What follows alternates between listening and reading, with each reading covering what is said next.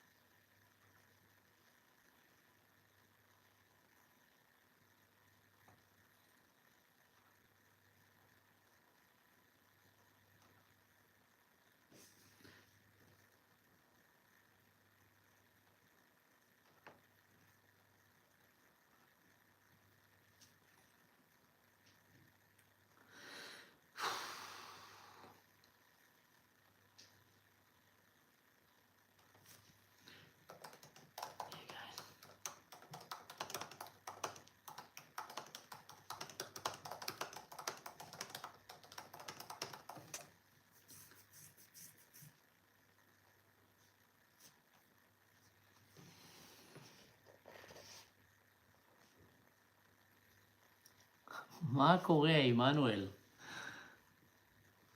Yes, I got water, just as you said.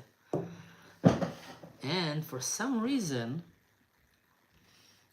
the other video, אפשר לדבר בעברית. מאיזושהי סיבה, הוידאו האחר לא נפתח לי.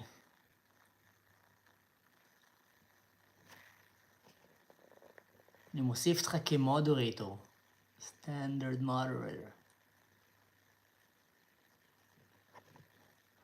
יאללה, קיבלת קידום. איזה באסה, כל האנשים ממתינים לי שם כאילו.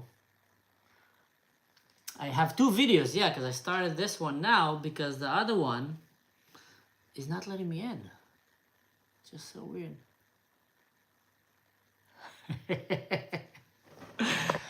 Hey, stay with me here. I'm just gonna send the link of this. You don't need to do anything, לא צריך לעשות כלום, סתם בשביל הצחוק. אני רק שם לינק רגע באינסטגרם. האופציה. אני לא ידעתי את זה פעם. והיו קוראים לי נאור ציון. Oh, we have someone else who just joined. That's great. And they used to call me later, they used to call me נאור ציון, because I had a זקן צרפתי ויהלה.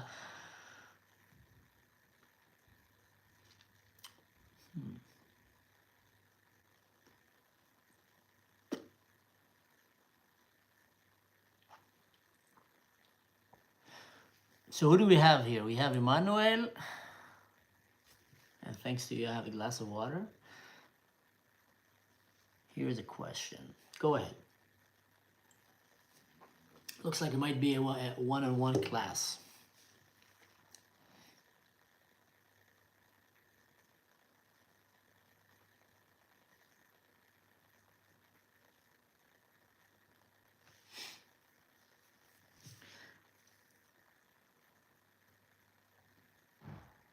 That is so weird that I couldn't join the original video.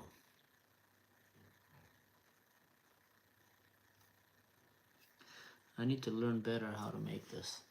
Where is your Druzy mustache? Yeah, that's a good question. I think last time I did a mustache was before my father passed away. Me and my brother wanted to, show him the respect, so we all made mustaches like him. And also when my brother had his baby, we have a tradition when someone have a baby in the family, the guys, we put mustaches and we just go full on Druze. Full on Middle Eastern Arab Druze. When we do that, it's funny. My brother is one of the coolest, funniest guys. But I know, honestly, I'm so lucky to have him as one of my best friends, even. Wonder how can I make a video call with you? You know what, Emmanuel, you're becoming my test buddy now, and I tell you what, I am working right now. You're actually getting the peak. One of the first ones to hear about it.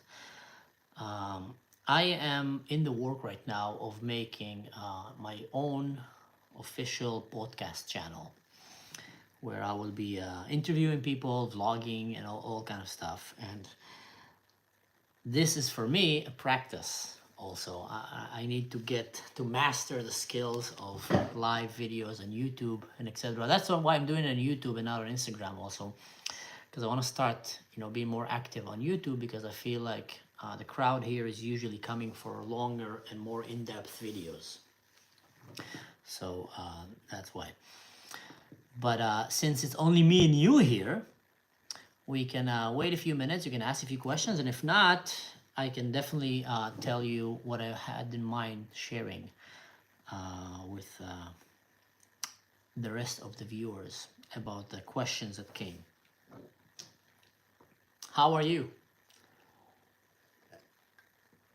Oh, מה שלומך?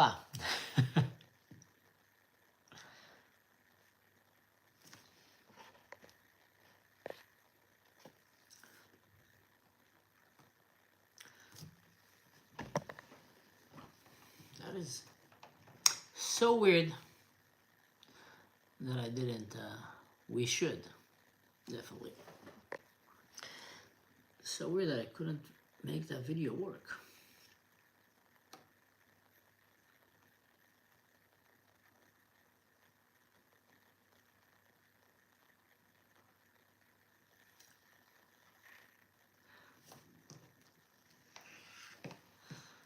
I'm just watching myself on the phone, on the.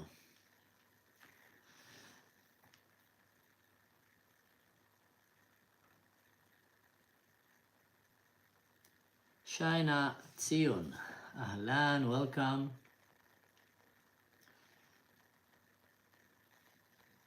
Emmanuel, you're saying מנסים לצאת החוצה כמה שפחות. Why? Because of the war? The situation, or?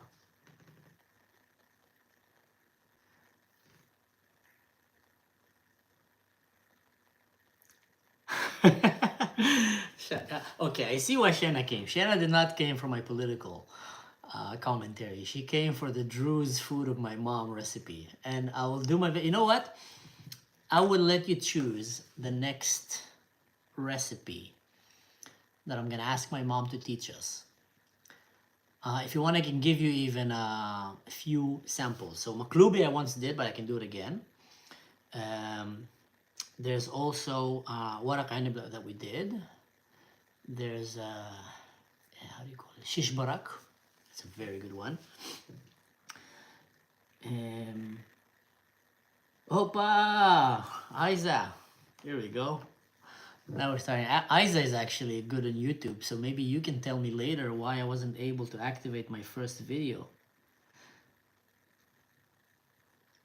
Oh, the nice thing about Drew's food, Shayna, I hope I'm saying your name right. Shayna. The nice thing about Drew's food is that it's very modular. Like, you can have so many Drew's dishes that you can make them full-on carnivore meat. You can make them in between, kind of, with like a little maybe chicken or I don't know what, or you can make them completely vegan or vegetarian. And my mom, whenever we had guests, she'll always ask me, are they vegetarian or not? Because then she will make it according to the people. So that's pretty cool about the Drew's food. Yeah, Shaina pronunciation. Okay, good. Hey, hi Ainora, and thank you for joining from Emmanuel's text on Discord. That's really cool. Emmanuel, you're on Discord as well? Should I be active more on Discord? It sounds like there's a really nice community there. So maybe I should look into that. That's cool. So yeah, I am gonna definitely work on my next food vlog from Madina's Kitchen video based on raising demand of people.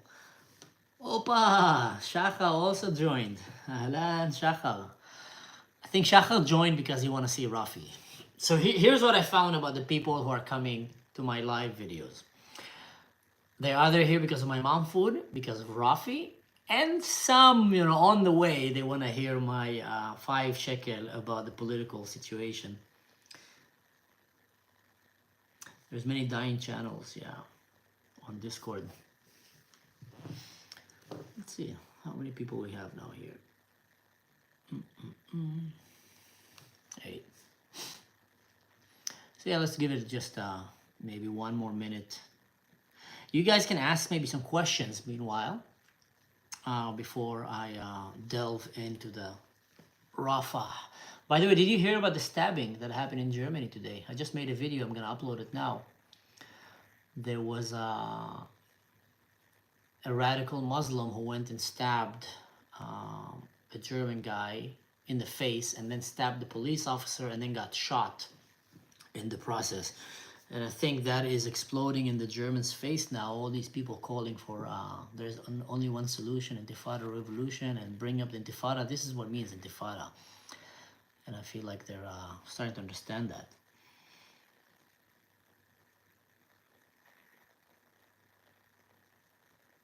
I like that. Yeah, I really love traveling Tlat, and I'm getting to know other Barak as well. Maybe I should start getting more involved with these groups, because I find, when you have these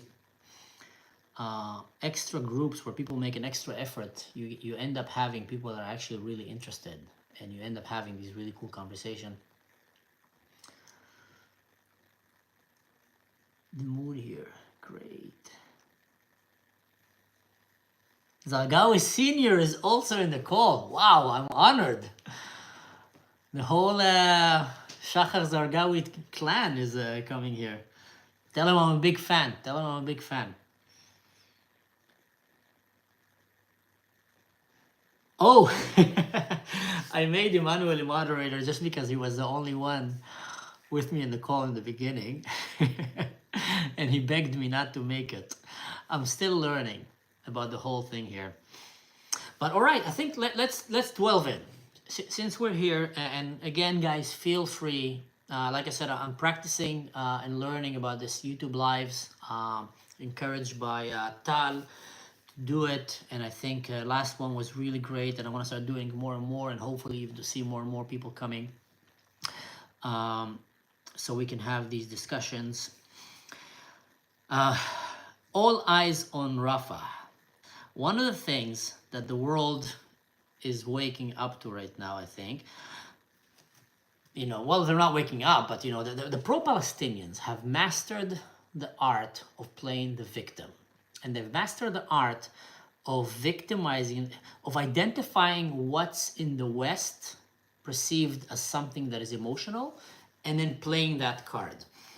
If you look at the history in the Muslim world, there were so many Arab Muslim children that got killed in wars over and over. No one cared, but because they don't care about the death of their children, but when they see how the West react to the death of a child, they start playing that that card. Oh, look at the children, look at the children. And it's quite bizarre. If you imagine now a kid in your street, you walk outside to the street now of Haifa, LA, New York, and you see a dead body in the street, you're not gonna have half the town standing around and just filming it, But that's what's happening there. Why? Because they realize the effect that it have. Hey, Esther. They realize the effect that it have on the West. So the Muslim world have very, very low standard of humanitarian, level. Women's right, children's right, and these things. I'm not judging. I'm just kind of stating a fact. Go to many Muslim countries and you see how they treat women and children, etc., etc. Of course, there's exceptions, but in general, but they know that the West is very sensitive, so they use it all the time. So now I feel like Hamas is super afraid from what you live in India. Yeah, thanks. That's true. Welcome from India. Actually, Ainora, I will tell you later that the Druze are very connected to India. They're very influenced by India. Anyway, what I was saying about Rafah, that's my opinion. My opinion is that Hamas is terrified right now from the idea of going to Gaza, into Rafah, because they might find some, Sinwar or whoever else is there. Also, maybe there's hostages there. So they're gonna even bump up the fire of pretending to be the victims. They might even encourage the death of more Palestinians because they want to put pressure. Because you see, it's been established from the beginning that Hamas doesn't care about the Gazans. Hey Esther, Ahlan. It's been clear that the only thing that the Hamas care about the Gazans is using them as human shields. And the closer that the IDF will become to taking down Hamas, they will start using more and more the death of the Gazans to help pressurize the world. And sadly, we see it's kind of working. Israel's about to go to Rafah. What does the world do? Gives the Palestinian a declaration of a state, rewarding them for October 7. What did a jeep full of ammunition do in the middle of a refugee camp, if not just in the hope that if they don't use it to shoot the IDF, then someone will shoot it and explode, and then you're going to have many children dead and someone holding a beheaded baby, which is a terrible thing. But then who's going to get that pressure? Israel. And who's going to be maybe pushed to not operate in Rafah? Israel. And who's going to win from that? Hamas. So they tapped into the perfect formula for them to survive this war, is to use the humanitarian standard of the West against them.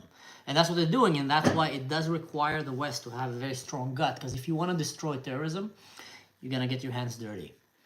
There's no way around it. I've been to Gaza. I've faced terrorism in my life. I fought against terrorists throughout my military career and radical Muslims, and I know how it is. So, if you don't know it, you're going to get... I think the media is maybe even hurting. Sad to say, because usually you want to have coverage, but what happened is the West is not built to see how it goes when these wars happen. Regarding India, just a quick one about the Druze and the Indians. The Druze believe in a lot of Hindu beliefs, like reincarnation, and a lot of stuff that they took from that belief.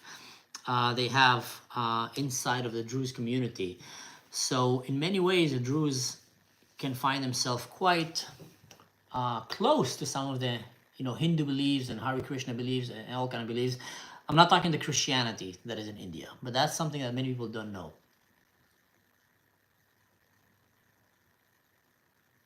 Yeah, I think here's one thing that I wanted to say.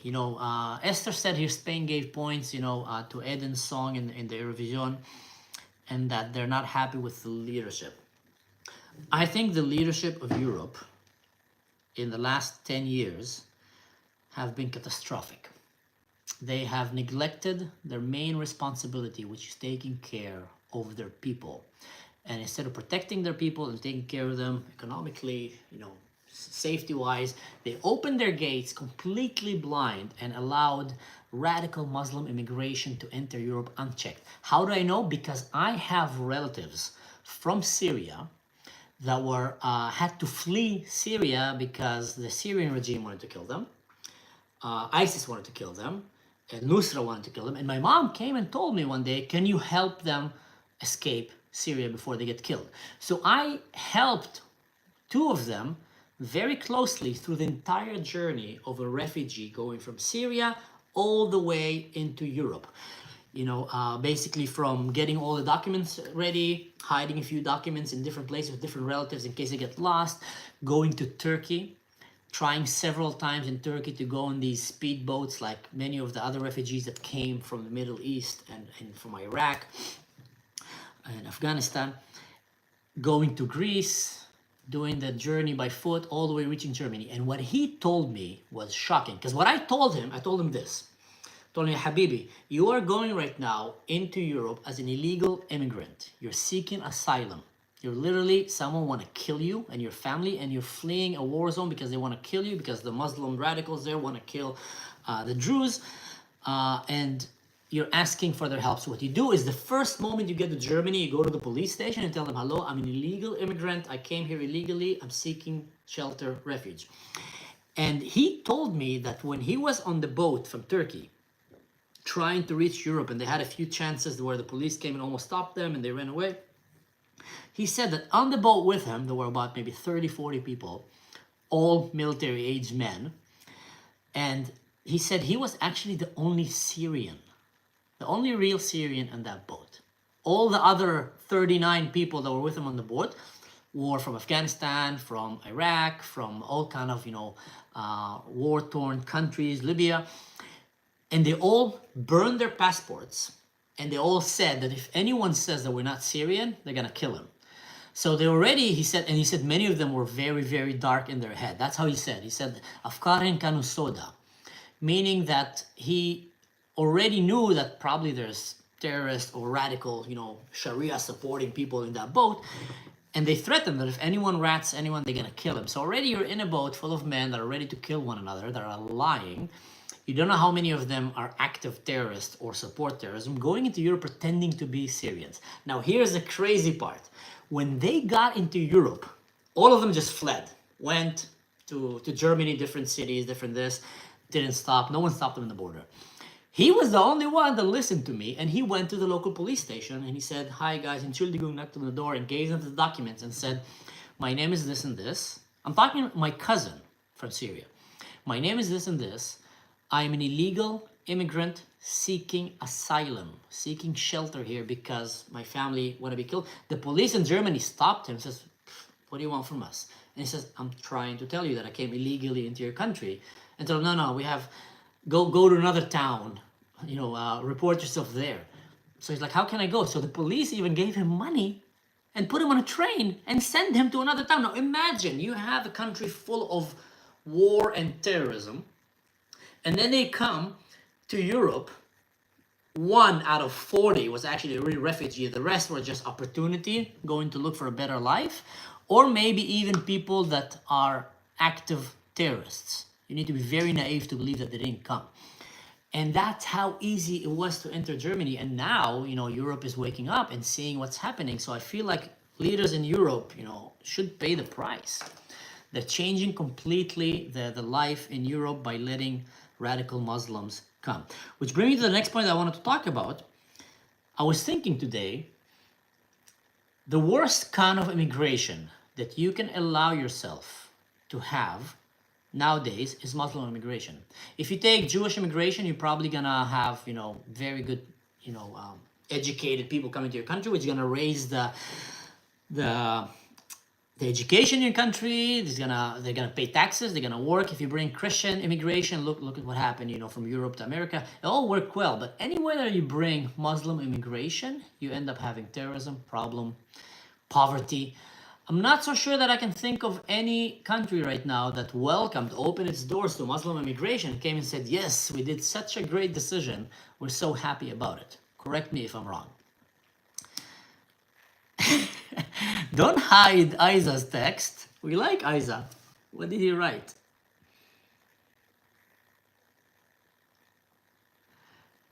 Afghanistan, welcome. Who's from Afghanistan? Everything aviation. Okay. You're not a Jew. Well, I'm not a Jew as well. Speaking of Afghanistan, crazy story that I once had is I was working as an officer on a cruise ship, and the captain calls me and tells me that they spotted a sinking, basically, or seems to be an abandoned yacht in the middle of the Mediterranean. And then they looked closely with binoculars, and they saw that they think that they saw some people there, but they all looked to be like military-aged men. So he was a bit worried of bringing the ship close. So he asked me if I can do something, and I said, "I'm going to fly my drone. I'm going to look close." I flew my drone to them from a few kilometers away, and hovering around that boat, they saw the drone, and they went out, and there was about maybe 17 guys, dudes, all full of beards on the boat. You gotta be suspicious, you don't want to let them in. Maybe it's a Trojan horse, maybe it's pirates. And when we got close, they started lifting signs and empty bottles of water. So I told the captain, and then I saw women and children coming out of the bow, and they were standing there, and then I realized that these are real immigrants and refugees. We came closer with the boat, and I found out they were from Afghanistan. They were Afghanistan and Iraq. It was about 27 people from Afghanistan and Iran on a small boat in the middle of the Mediterranean Sea. There were 19 days in the ocean already. There were 4 days without water. They were about to die from dehydration. And we ended up helping them and giving them all the water and the shelter. One of them was a pilot from Afghanistan who fled from the army and was seeking, life, better life in Europe. One was an Iranian dude that I'm still in touch with until today. Very interesting guy. Just out of privacy for him and his safety, I usually don't share his information or any of them. But that was when I really encountered from a close hand how desperate these people were to flee radical Sharia law countries and come to Europe. But then it brings you to the point, how easily many of them forget what they ran away from and then try to implement Sharia law in Europe. And that's just kind of really bizarre. Yes, I watched the German stabbing right now. Thank you, Everything Aviation. When I watched this German stabbing, I had two things that came to mind. One, from the political interpretation aspect of, you wanted Intifada revolution, you got it. Because I just went last week, 2 weeks ago, I went to a pro-Palestine demonstration here in Germany. And here's another crazy story. Marhaba Omar. Here's another crazy story. I have a few Jewish friends that live next to me here in Germany. And they asked me to go with them to these pro-Palestine demonstrations that are happening in their town. And the reason they asked me is because they said they're a bit worried. They don't speak Arabic, but they live here and they want to know what's going on. And I asked one of them, why is it important for you to go? And the answer that he gave me goosebumps. He said, my grandparents lived in Germany. And when all the warnings and the signs on the walls came, they did not listen and they ended up in concentration camps. I want to go to these demonstrations because I'm not interested about what the Palestinians, the pro-Palestinians are saying. I know what they're saying. They want a genocide, they want a river to the sea, all this stuff. I'm interested to see what the Germans are saying. And he says, I'm going to this demonstration because I want to know if I should go back home, pack the bags, and get ready to leave with my family as a Jewish in Germany. So I said, yeah, I'll come with you, definitely. And if I'll hear something, I'll let you know. So we started. I'm in a live chat now. Great, Isa. So I got there, and what shocked me in these demonstrations was there's two groups. There were the pro-Palestinian Arabs from Palestine, Middle East, and etc. And they were saying what I expect them to say. They were calling for the death for Israel, بالروح بالنار. They were calling for acts of terrorism. They were calling for military resistance. They were justifying October 7, and etc. and etc. I will answer your question right in a second, Isa. That's a very good, Shaka, that's a good question. What shocked me is that the Germans that were walking with them were chanting with them crazy stuff. The Germans there were saying from the river to the sea, and then some Germans repeated that, and then they stopped because it's illegal in Germany. And then they called the Roh bin Nar, and the Germans were singing that. And then he said Intifada revolution, and the Germans were singing after that. And then they said the only solution is to bring the Intifada into Germany, and some Germans were singing with them. And then they came and they said down to Israel. And that's when I said, that's really bad. We're having Germans right now singing down to the state of Israel, bring it down, take it down, while there's still Holocaust survivors alive. And that is the poison of the pro-Palestine propaganda machine, that even in Germany now, people are starting to do that. So being in that demonstration, hearing them call from the river to the sea and Intifada revolution, bring it on, etc., now they're starting to see that stabbing that they had today, that was a peak example of what happened when you ask for Intifada revolution in your country. The second thing that I wanted to talk about is the police. As someone who used to come from the law enforcement world, the police here in Germany, I feel like they're professional, that they're good police, but they're not used to these kind of things. Like in Israel, that guy would have been shot long ago. From the moment he would have said Allahu Akbar with a knife, he would probably had like 3-4 bullet holes in him and taken down. There he managed to stab someone, mangle with him on the street, while there's like 20 police officers all around him. And then he jumps from him and tries to stab someone else. And then he goes, and the police officer, instead of taking him down, goes to the wounded person. And then this guy jumps on the police and stab him in the neck and start mingling. And only then one police officer comes and shoot him, while the rest are just completely standing there shocked. They're so not used to what's coming their way. They're gonna have a wave, unfortunately, but if they keep endorsing these pro-Palestine victims in their country, they're gonna start having more and more intifada revolutions happening, and they're gonna have to step up their game. So not only that the police did not behave professionally, if you ask me, only one guy, after he shot him, all the rest are still standing there kind of completely shocked of what happened. I'm talking like maybe 5, 10 police officers, maybe even more. He goes and he starts standing over the body of this terrorist while the terrorist is still alive, and he's talking to his friends. This is like so many things went wrong there. When you neutralize a terrorist, you need to make sure, first of all, that the weapon is away from him. They didn't make sure that the knife is away from him. Second of all, you don't, if he's still alive, you keep treating him as a suspect until he's handcuffed. Because you don't know if he's pretending to be dead, he's gonna stab you again, I don't know what. And the police didn't do that. So watching it from that point, I said, wow, Germany, you're in trouble. You're gonna have more and more of these guys, and you're gonna have to really step up your game, because this guy should have been taken down the first moment that he grabbed the knife, and maybe a second after he stabbed. But he managed to do so much damage freely, surrounded by maybe 20 police officers. So yeah, that was yeah, they're definitely undertrained. You see, you can train as much as you want, but they don't have the experience. It's not that Israel have better police. It's not that Israel have better, that genetically they're better at fighting. No, some countries are actually much bigger. You look at Croatians and Germans, all these Vikings, they're much bigger. They probably were better fighters. But nowadays in Israel, they're so trained about this that they know how to react fast, while in Germany I think many of them were just completely shocked. Cherry picking of the event that doesn't. So Emmanuel is asking a question.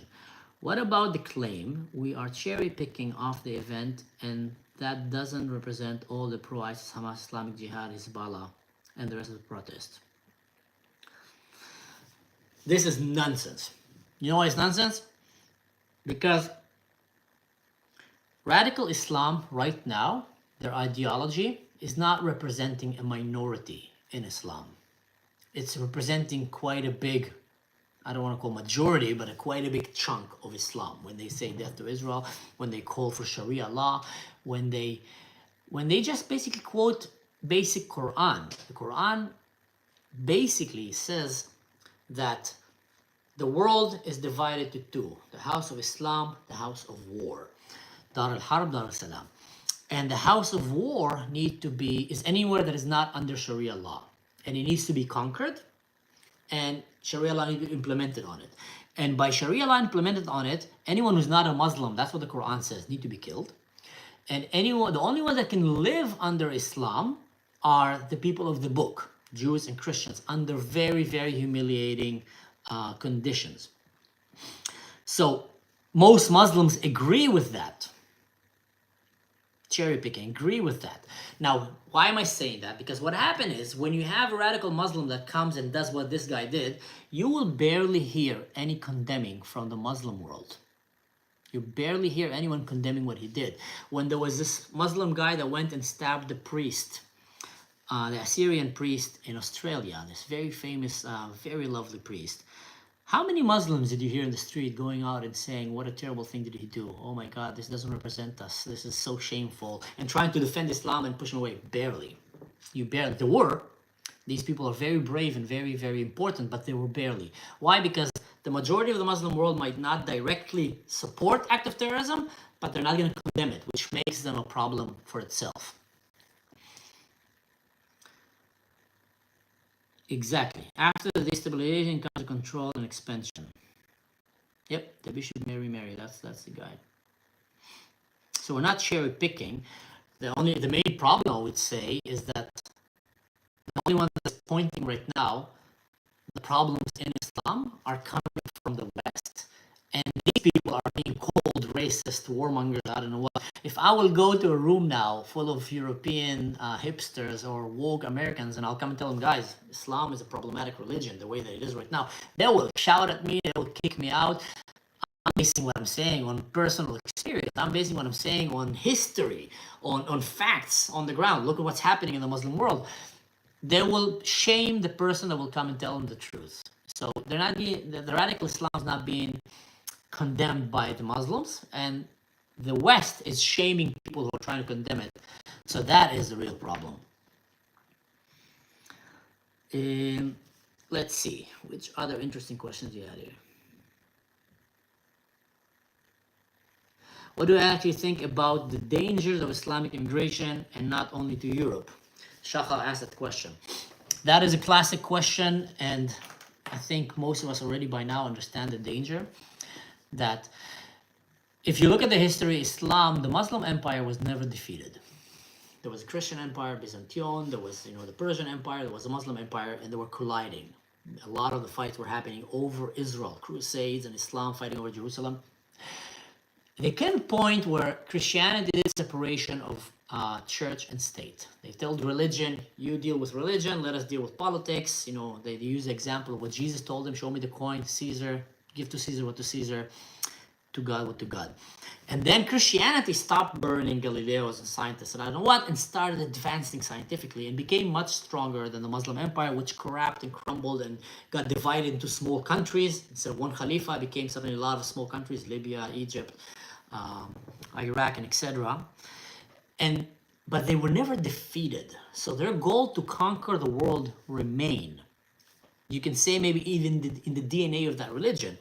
So for many of the Muslims, the immigration into Europe is not necessarily an immigration because they need help.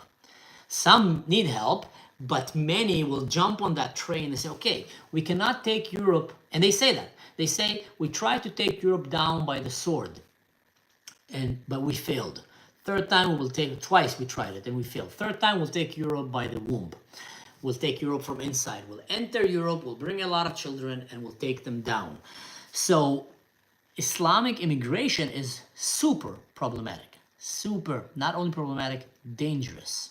And I'm sorry to say that, but it is the truth. It's a dangerous immigration, and you need to be very careful when you take in refugees from Muslim countries. I'm not saying don't take. Some of my relatives fled into Germany, but I'll give you an example. My relatives that I helped reach to Germany, the first thing that he did when he came to Germany, when he brought his wife as well, me and my mom helped him actually flee the war zone, is he ran away from the refugee camp that he was staying in. Why? Because they wanted to kill him. The Muslims, the immigrants that were in the refugee camp with my relatives, came to him one day and says, why didn't you come with us to the demonstration that we had yesterday demanding that they implement Sharia law in the city that we're in? And he came and told them, what do you mean? I don't support that. I ran away from Sharia. Why would I demand it here? And a few Shabab put him on the wall, put a knife to his neck, and told him, if next time you don't come with us, we'll kill you. The next day, he took his wife and he fled from that refugee camp in Germany and got into the German city. He then completely assimilated in the German society. He learned the language. He got a degree here. Him and his wife are fully working. They respect the culture. They accepted the culture. They came and said, we came to your culture. We're going to learn about your culture. We're not going to try to change it. We're going to adapt to you. And that's how a real refugee should behave.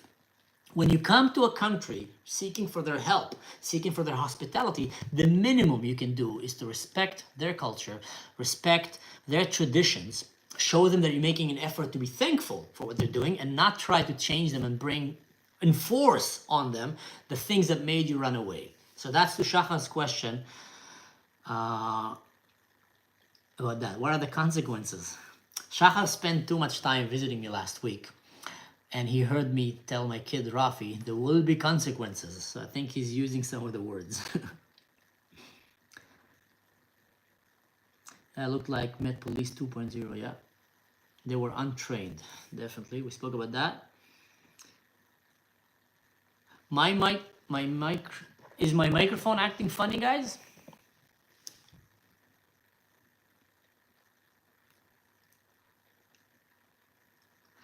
Who's removing comments? Emmanuel, no need to remove comments, man. Even if it's like crazy comments, leave them. I'm fine with that. I was thinking about others.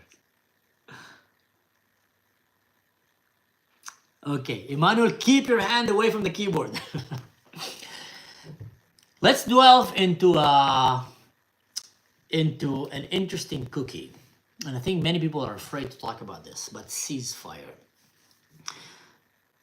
Ceasefire, in my book, from my understanding of military history, and I studied that, and I was an officer in the army as well, and I studied strategy from ancient warfare until today. Ceasefire never really works. Do you know how the Muslims call ceasefire? Hudna. Do you know the meaning of Hudna? Hudna was invented by Muhammad, the Prophet, and his warlords because they went to a war with other Muslims. Well, they were not Muslims then, with other Arabs. And during that war, they exhausted their resources. And then they came and said, listen, let's have a break, get some more weapon, food, supplies, shield, armor, swords, bows, and arrows, and then continue the war. And the thing is about that is you can break that ceasefire anytime you want. So the whole purpose of ceasefire in the Muslim world is basically, listen, I can't fight you anymore. Give me some time so I can get more weapons so I can kill you. Now, why am I saying ceasefire doesn't really work? Because never in modern history or in warfare, not even modern, was a nation that allowed another nation that wanted to destroy it to live, to survive. You're sitting here, you're a kingdom, there's another kingdom that comes and tries to do a genocide to you. You go to war with them, you defeat them, usually you annihilate them, or at least, you exile them, and you take away completely their military capabilities and their capabilities to annihilate you. We became, in the modern days now, peace became more important than anything, but peace is not the most important thing. Peace is very important, but peace cannot be more important than security. And what do I mean by that? If you have an enemy that want to destroy you, if you decides, I want to have peace with them, so I'm not going to have war. I know they want to destroy me. They can't right now, but I'm going to leave them like that. What you're doing is you're just postponing the inevitable. Because one day that enemy will have the weapons to destroy you, or you will fall asleep and they will come to destroy you, and then the body count will be bigger. Best example, Hamas, been planning to destroy Israel for so many years. If Israel would have probably finished the job of destroying Hamas 10 years ago, 15 years ago, 20 years ago, yes, there will be casualties, but probably less than now. So the more you wait with an enemy that want to destroy you, the bigger the chances that one day they'll just get the chance and they will do it, and it's inevitable. So the way to do it, you need to defeat your enemy completely, break down their ideology completely, because you can't live with someone who want to destroy you. And that's what today, we have Iran. I really don't understand. What are they waiting with Iran? They're waiting for them to have a nuclear weapon? Then we should go to war with them? Because that war is going to be a terrible war. So what should we do? Oh, let's wait. You have Hezbollah. Oh, let's wait with them. We know they want to destroy us, but let's wait. You can't wait with these things. It's sad to say because I'm not a warmonger, but sometimes war is the solution. And especially if you wait too much, you're going to pay the price. Marka, YouTube does not usually remove comments. Who's removing comments? Yeah. That's something that the West, the ceasefire thing, guys, and I'm going to maybe just summarize it. In modern history, where we're living today, in the Western world, we put peace above all. But peace cannot come above security. And when you don't have security, when there is someone who want to jump over the fence to your family, then having a ceasefire with him and hoping to have some kind of peace is not as important as removing that threat. Because one day you will fall asleep. One day you will forget the gate open. And as long as they want to destroy you, the only reason they can destroy you is because you're stronger. You're not at peace with them. And that's something the world is missing to understand now, but many of the enemies that the West have. Just the fact that they can destroy you does not mean that they're at peace with you. Because they do want to destroy you.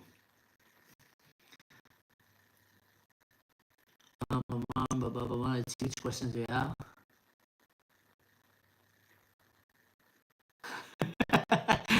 Emmanuel. All right, I see he's enjoying the moderator job that I gave him. All right, well, Shaina, let's answer the question. That's a good question.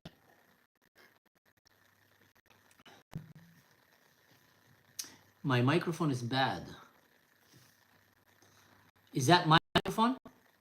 Yeah, well, it have to be. Let me see.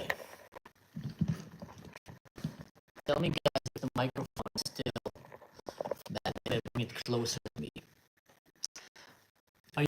well now. My voice is static. Very bad.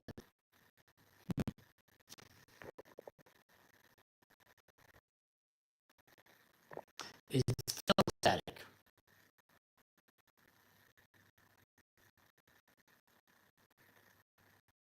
My voice is better now?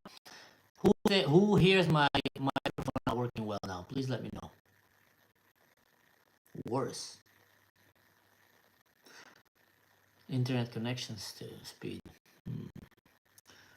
Might be. How bad is it? Like, am I capable of continuing or stop?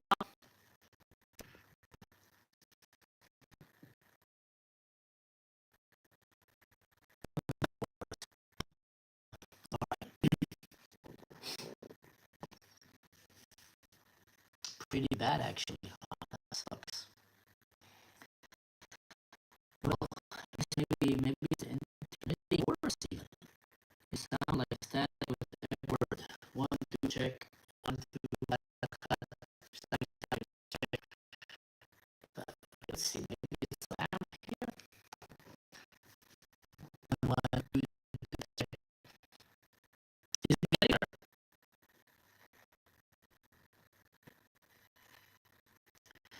Get yourself someone. Germany doesn't have as light as American rules, surprisingly. Let's see. Is it now better? Still better? Microphone.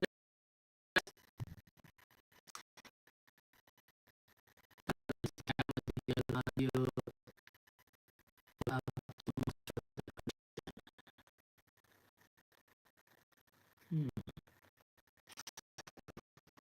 See what can I do here. I'm gonna keep talking just so you guys will hear me.